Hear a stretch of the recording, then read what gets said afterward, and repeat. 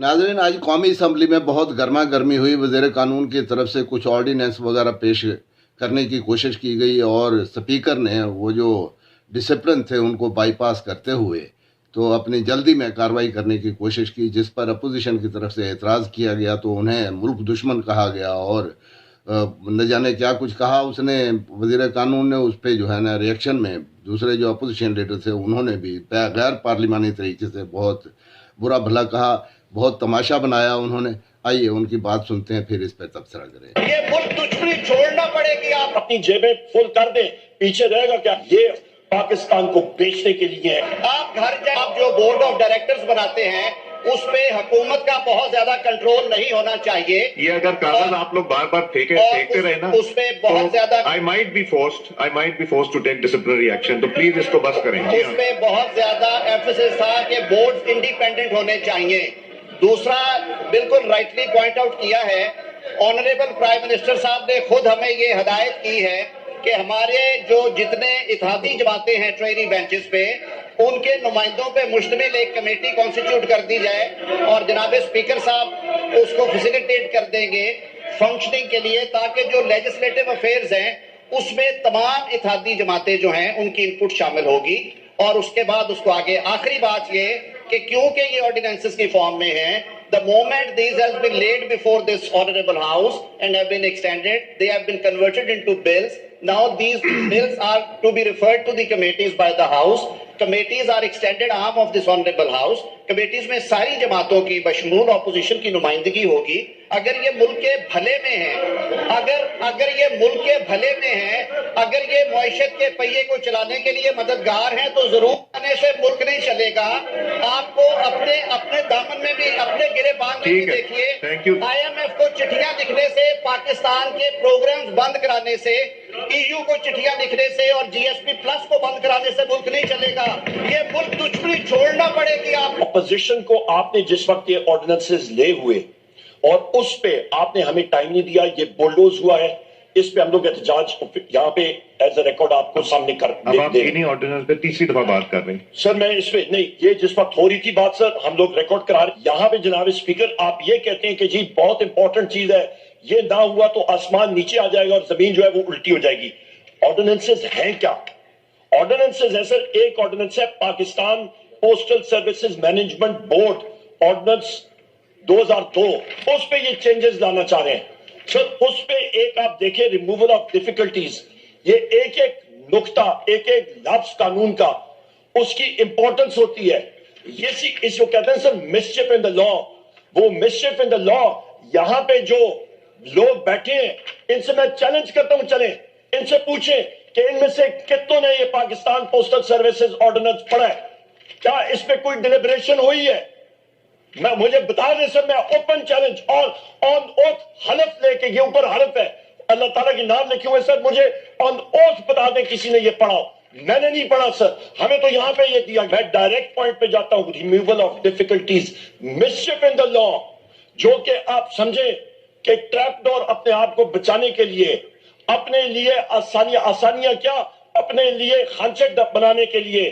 यहाँ पे आप पढ़े sir, as may appear to be necessary for the purpose of removing the difficulty, as may be necessary क्या चीजें होंगी, वो डिफिकल्टी कौन तयन करेगा? किसी स्टैंडिंग कमेटी में ख़वातीनो हज़रात आप लोगों ने पढ़े? राजा अशरफ साहब आपने ये पढ़े? यहाँ पे खुर्शीद साहब जो है, खुर्शीद शाह साहब, क्या आपने पढ़े? And the answer is no. ये तहखानों में खांचे जो बना रहे हैं ये हुकूमत वाले सर, ये किसकी कहने पे? ये बहरी जहाजों की बारे में बात कर रहे हैं।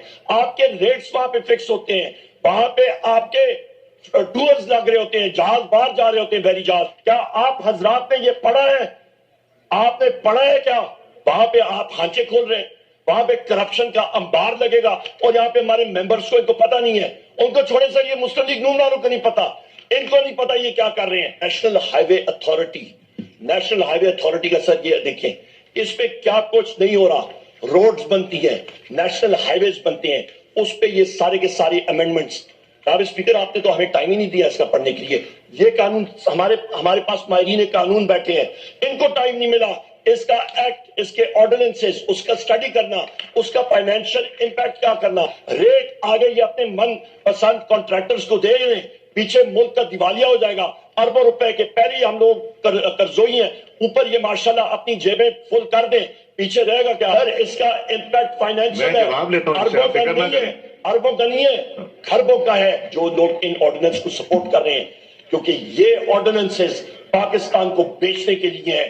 ہم لوگ آن ریکارڈ یہ لانا چاہ رہے ہیں اور تاریخ ان کو یاد کرے گی کہ انہوں نے پاکستان کو. لا منسٹر کا مائک کھولیں. میرے بھائی بیٹھے ہوئے جو قانون دان ہیں، میرا خیال ہے کہ اور ایوب صاحب بھی شاید پریکٹس کرتے رہے ہیں. عمر ایوب صاحب، مجھے نہیں معلوم پروفیشن کیا ہے ان کا، میری تھوڑی سی علمی کام مائیگی ہے.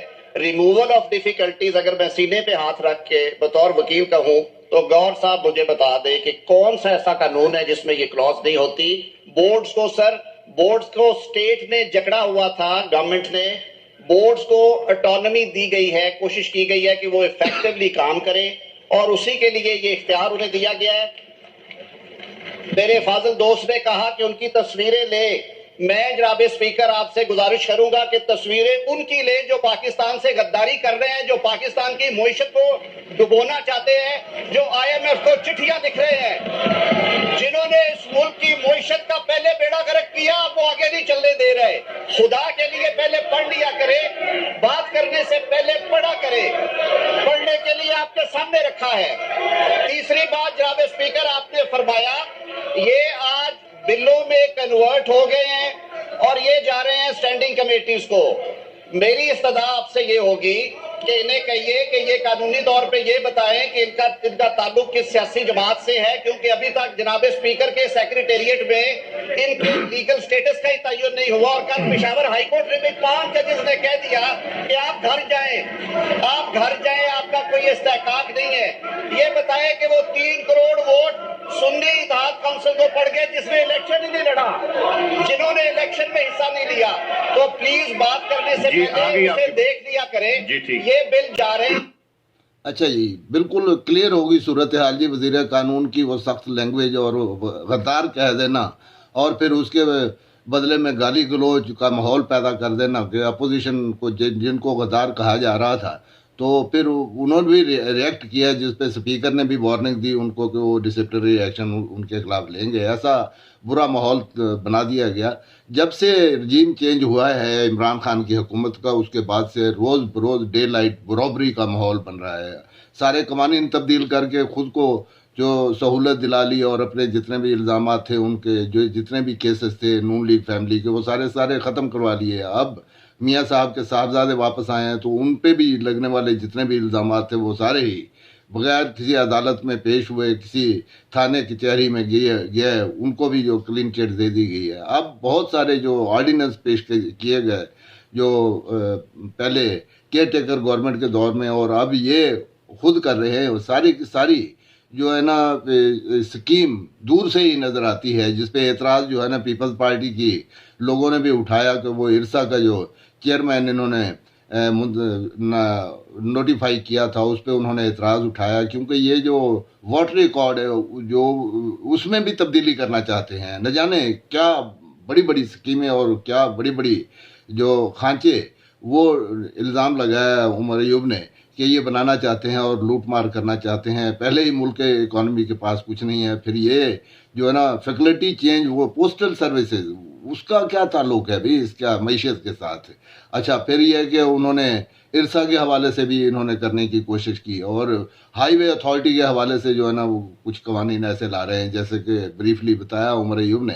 تو ان کے خیال کے مطابق یہ ہے کہ یہ جو بورڈ آف ڈائریکٹر کو خود مختار کرنا چاہتے ہیں، گورنمنٹ کے کنٹرول سے نکالنا چاہتے ہیں. گورنمنٹ بھی تو آپ کی ہے بھائی، گورنمنٹ کے کنٹرول سے کیوں نکالنا چاہتے ہیں؟ گورنمنٹ ہی تو اس کی جو ہے رکھوالی ہوگی، گورنمنٹ ہی تو عوام کا اور ریاست کے مفادات کی ضامن ہوگی. آپ چند پرائیویٹ لوگوں کو جو بورڈ آف ڈائریکٹر آپ بنائیں گے، پرائیویٹ ہوں گے یا جو بھی ہوں گے، ان کو بااختیار کر دیں گے تاکہ وہ جو مرضی کریں، ان کو پوچھنے والا کوئی نہ ہو. پہلے اگر 50 کروڑ تک جو کرپشن ہے اس کو جو ہے نا وہ جائز قرار دے دیا گیا ہے کہ کوئی اس کو قانون نیب وغیرہ نہ پکڑ سکے.